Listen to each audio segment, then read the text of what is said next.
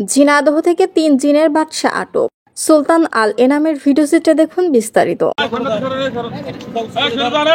ঝিনাইদহ শহরের কেন্দ্রীয় bus terminal থেকে প্রতারণার মাধ্যমে এক প্রবাসীর স্ত্রীর কাছ থেকে টাকা হাতিয়ে নেবার সময় হাতে নাতে ৩ জিনের বাদশাকে আটক করা হয়েছে।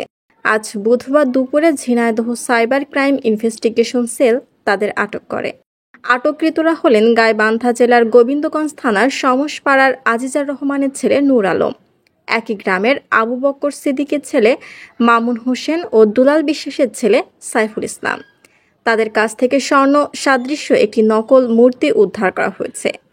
Jhenaidah DB cyber crime investigation cell সূত্রে জানা গেছে, বিথি খাতুন নামে এক প্রবাসীর স্ত্রীর কাছে সম্প্রতি জিনের বাদশা সেজে গভীর রাতে আটককৃত প্রতারকরা মোবাইল করে।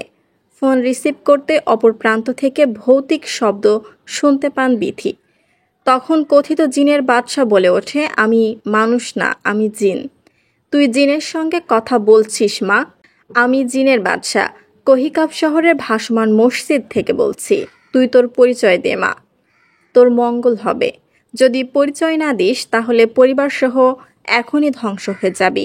বিথি খাতুনের ১২ বছর পর সন্তান হওয়ায় কথিত জিনের বাদশার এখন ধ্বংস হয়ে যাবি কথা শুনে তাদের ফাঁদে পা দেন এবং জায়নামাজ ও কোরআন শরীফ কেনা বাবদ তাদের ২০,০০০ টাকা নগদের মাধ্যমে প্রদান করেন। এরপর প্রতারক চক্রটি ঝিনাইদহ শহরের কেন্দ্রীয় বাস টার্মিনাল এলাকায় এসে বিথি খাতুনকে স্বর্ণ সাদৃশ্য একটি নকল মূর্তি দিতে আসে। গোপন সূত্রে খবর পেয়ে ঝিনাইদহ সাইবার ক্রাইম ইনভেস্টিগেশন সেলের সদস্যরা তাকে হাতে নাতে আটক করে।